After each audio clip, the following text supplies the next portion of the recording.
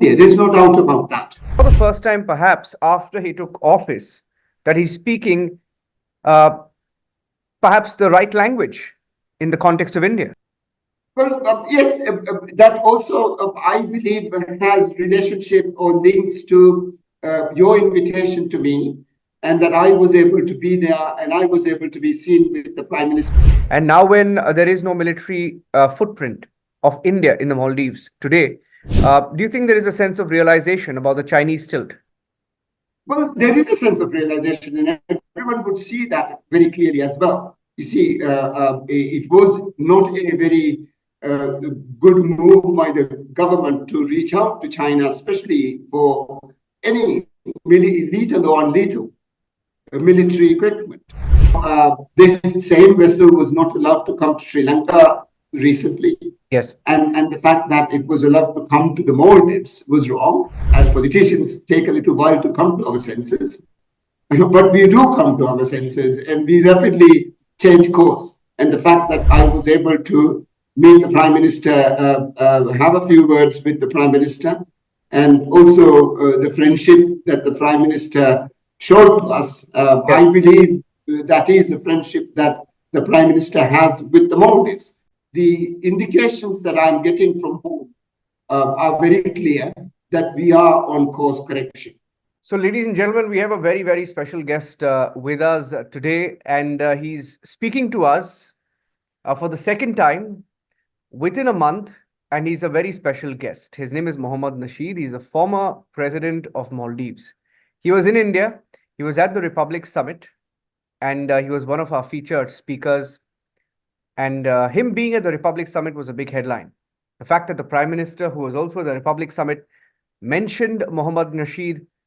He spoke to Mohammad Nasheed after his speech at the Republic Summit. And given what's been happening between India and the Maldives, what Mohammad Nasheed says will be heard not just in Maldives, but in India. It will have diplomatic repercussions, or I fear it may have already had repercussions. Am I right, Mr. Nasheed? What's been the impact of your visit to India? Well, first, thank you very much. I had a beautiful, lovely time in India. Again, thank you for the invitation. Our pleasure. I believe a few days back, our President Muizzu, spoke about relations with India. And yes, he indicated a correction in course that the country is going towards. Yes. And this is very encouraging. And I think it has ramifications so that we can align our foreign policy to what it was before.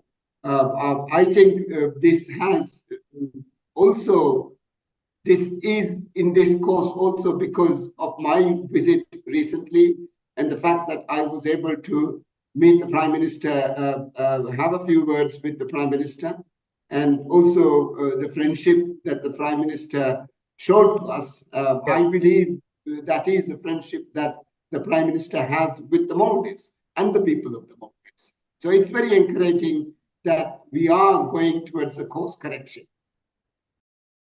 Yeah, I want to ask you for, what the exact context of your conversation was with our Prime Minister. But I'm sure he certainly had a message for you. Do you think that message has also hit home in the Maldives? I think it has. As I mentioned, that our president decided to speak about relations and to especially say that we want to have close relations with India. And it was unfortunate that as he came into government, or that there was some muddiness into our relationship. Especially because of what happened, because a few low-level government officials had all sorts of things to say. But I think we are now on a proper course, and I believe that we will continue along these lines. Why do you say relations are on proper course now? What's changed? I think once we saw that Indian people and Indian government was not happy the way things were moving in the Maldives. a lot of ordinary Maldivians, including business community, the tourism industry, they took, they met the president. I'm sure a number of resort business people told me that they have met the president and they have asked the president to see that we go back to our friendship and we have the relationship that we traditionally have with India. So I think the indications that I'm getting from home are very clear that we are on course correction.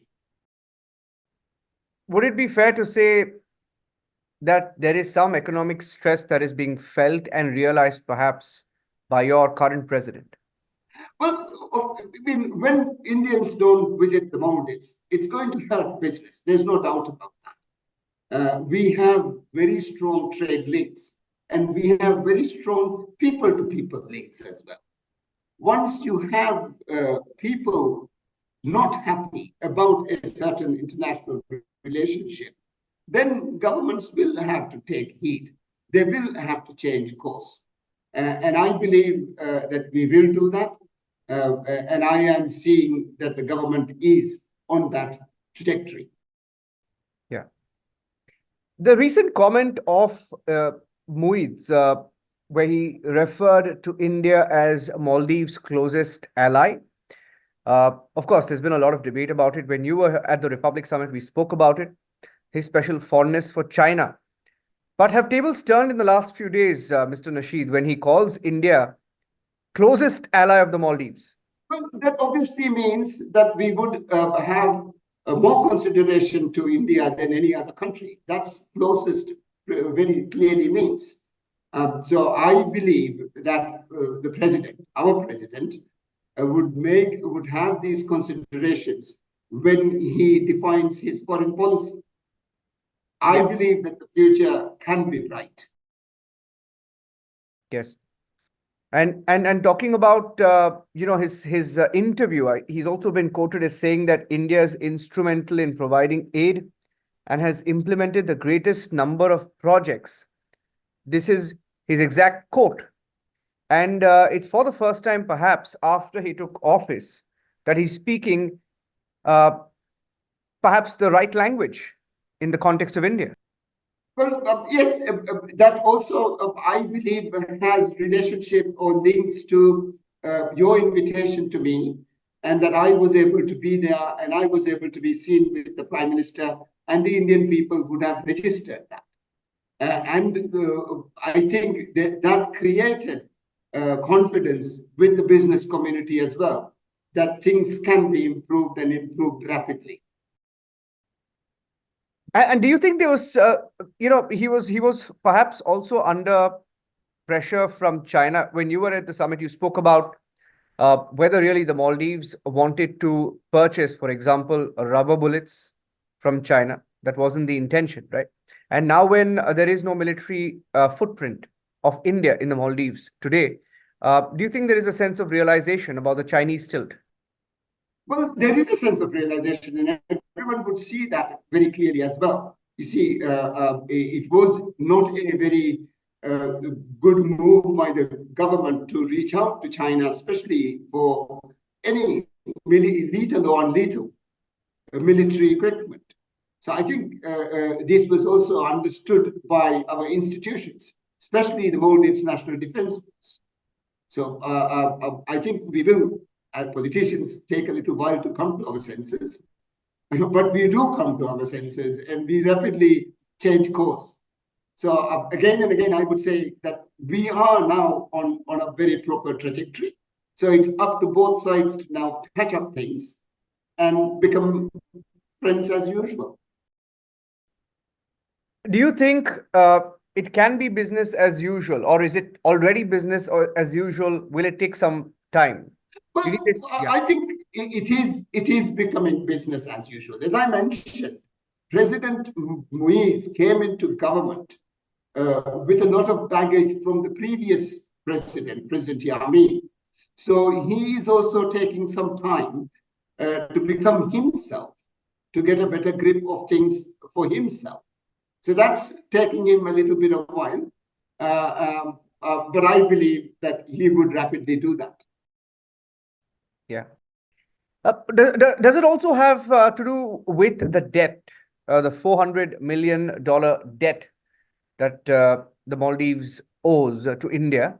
Does the change in tone have anything to do with that?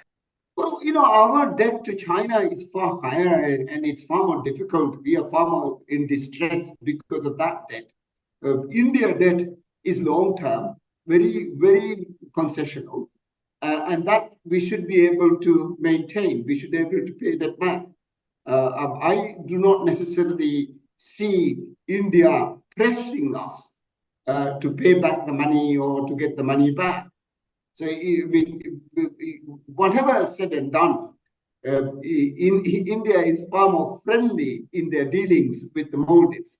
It doesn't matter what Maldives does, they always are far more diplomatic and gentle. Yeah.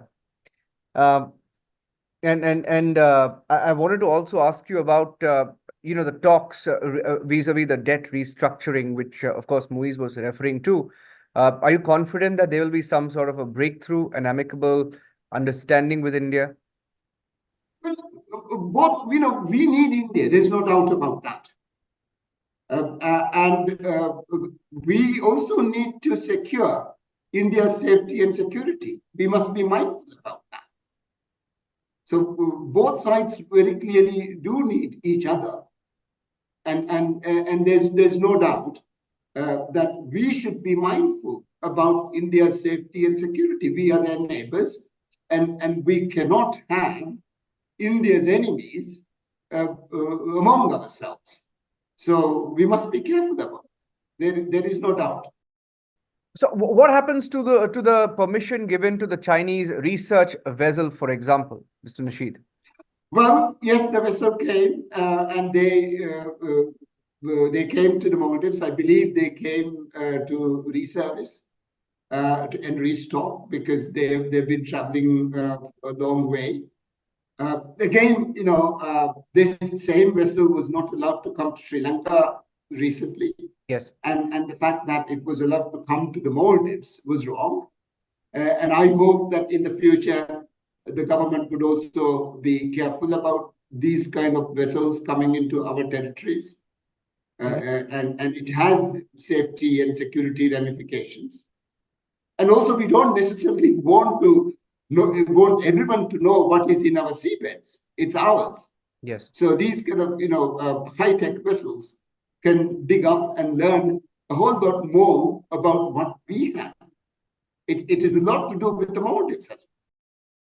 Yeah, I'm sorry, I'm going to press you a little bit more on the China question vis-a-vis Muizz. Do you think there's a change of heart vis-a-vis China as far as the current president is concerned? I think, yes, I mean, that's what we are seeing. That's the indications. The indications are that he instantly went to China. But I must stress here, President Muizz wanted to come to India as well. Yes. But he instantly went to China and had his meetings there. But I don't think those meetings were necessarily so favorable for the country. Yes. Do you see him coming to India anytime soon? I hope so. I think he would ask for a request for a visit. And I hope that this visit, this request would be allowed.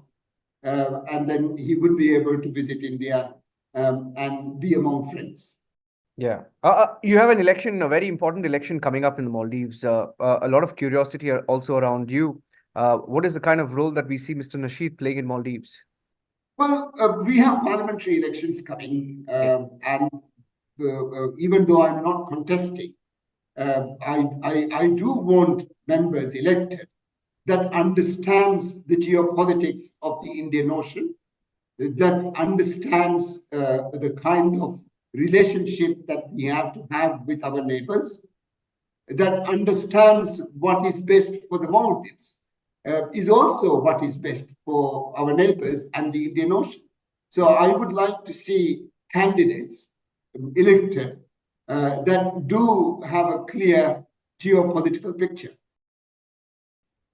How are you keeping yourself busy these days, Mr. Nasheed? Are you still in Ghana? Well, I'm in Accra, Ghana.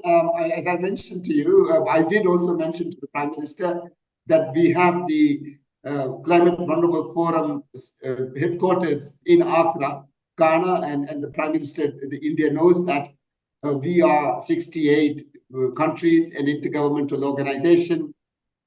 We advocate for 1.5 degrees. And again, we are encouraged that India's nationally determined ambition is aligned with the Paris Agreement.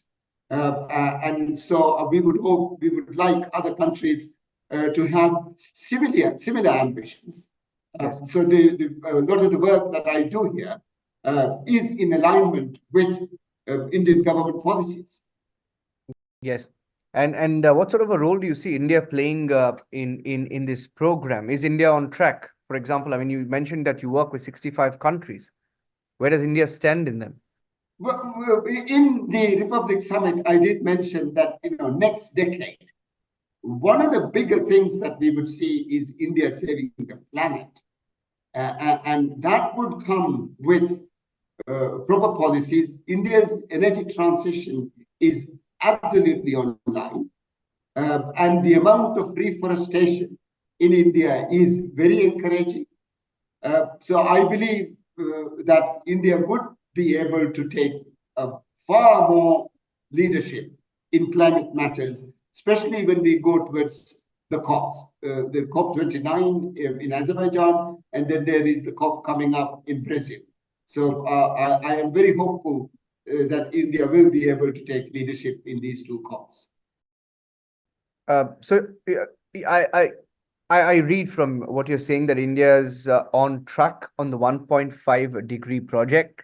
Who are the bad boys or the culprits? Well, unfortunately, United States and China, they want us to agree to 2 degrees. And with 2 degrees, our coral reefs die. So we can't necessarily sign a suicide pact with them simply because they were asking for it. No, we can't do that. So we would be able to have our amicable relations with countries that are in line with 1.5 degrees and the Paris Agreement. Yes, very interesting. So where are you off to next after Ghana, Mr. Nasheed? Well, I'm going to be here, but I'll be back at home during early April. All right. Good to talk to you, Mr. Nasheed. Good to talk to you once again. And thank you for speaking to Republic TV. And I wish you all the best. I hope that our little conversations have some positive impact on the relationship between India and the Maldives. Thank you so much. And thank you again. Thank you for having me again. And thank you, everyone watching us.